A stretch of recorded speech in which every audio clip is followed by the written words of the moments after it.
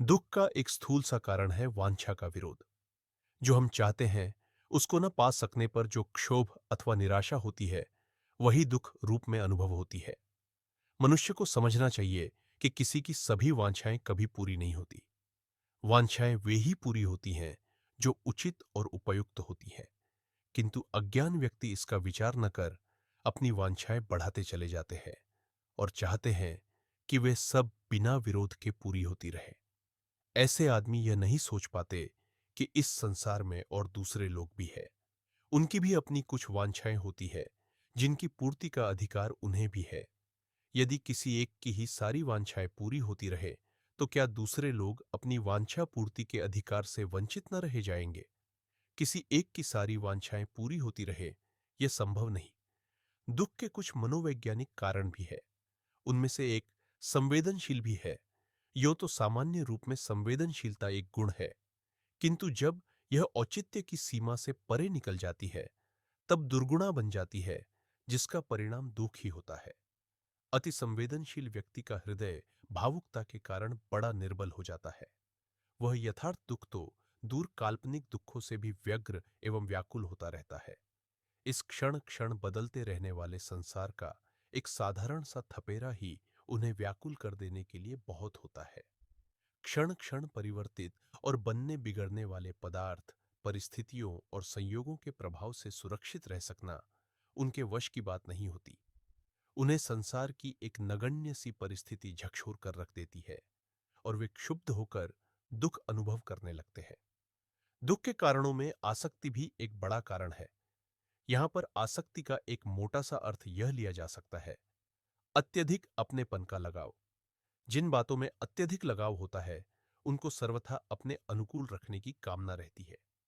किंतु किसी भी वस्तु अथवा व्यक्ति को हर स्थिति में सर्वथा अपने अनुकूल रख सकना संभव नहीं होता। वे अपनी गति में कभी किसी समय भी विपरीत दिशा में घूम सकती है। ऐसी दशा में उनके प्रति अत्यधिक अपनत्व के कारण दुख की अनुभूति से बचा नहीं जा सकता। यदि वस्तुओं और व्यक्तियों का स्वतंत्र अस्तित्व स्वीकार किया जा सके और उन्हें सर्वथा अपने अनुकूल देखने की इच्छा का त्याग किया जा सके, तो कोई कारण नहीं कि व्यर्थ में अनुभव होने वाले बहुत से दुखों का सामना करना पड़े। अज्ञान को तो सारे दुखों का मूल ही माना गया है। मनुष्य को अधिकांश दुख तो उसके अज्ञान के कारण ही होते हैं।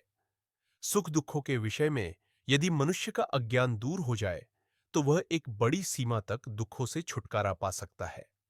सुख दुख का अपना कोई वास्तविक अस्तित्व नहीं है। उनका अनुभव भ्रम अथवा अज्ञान के कारण ही होता है।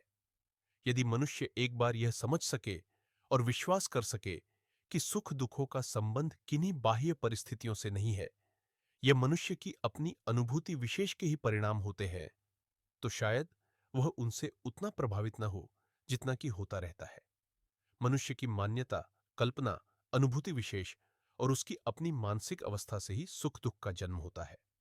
दुख का आधार अपनी अनुभूति विशेष को न मानकर किन्हीं बाह्य परिस्थितियों को मानना अज्ञान है। इस अज्ञान को दूर किए बिना यदि कोई चाहे कि दुख से छुटकारा हो जाए तो यह संभव न होगा। अनुकूल परिस्थितियों में हर्षातिरेक के वशीभूत हो जाना और प्रतिकूलताओं में रोने झोंकने का स्वभाव स्वयं एक अज्ञान है। इससे मनुष्य का मस्तिष्क असंतुलित सा हो जाता है। वह यथार्थ से हटकर अधिकतर भ्रम में ही भटकता और ठोकरें खाता रहता है। उसके ठीक ठीक समझने और मूल्यांकन करने की क्षमता नष्ट हो जाती है। वह किसी बात में ठीक ठीक यह नहीं समझ पाता कि जिन बातों के कारण मैं दुख मना रहा हूं वह दुख के योग्य है भी या नहीं। असंतुलित स्थिति में मनुष्य गलत सलत सोचता और वैसा ही व्यवहार करता है, जिससे दुख का उत्पन्न होना स्वाभाविक ही है। ऐसे लोग जो संसार नाटक के पट परिवर्तन से जल्दी प्रभावित नहीं होते, दुखों के आक्रमण से बचे रहते हैं। कामनाओं की पूर्ति के समय उल्लसित हो उठने और आपूर्ति के समय मलिन मन हो जाने का यदि अपना स्वभाव बदला जा सके तो दुखों के बहुत से कारण अपने आप ही नष्ट हो जाए। यदि संसार में उदार गंभीर और यथार्थ जीवन लेकर चला जा सके और आसक्ति के साथ अत्यधिक संवेदना को संक्षेप किया जा सके, तो हमारी मनोभूमि निश्चय ही इतनी दृढ़ और परिपक्व हो सकती है कि उस पर सुख दुख की कोई प्रतिक्रिया ही न हो।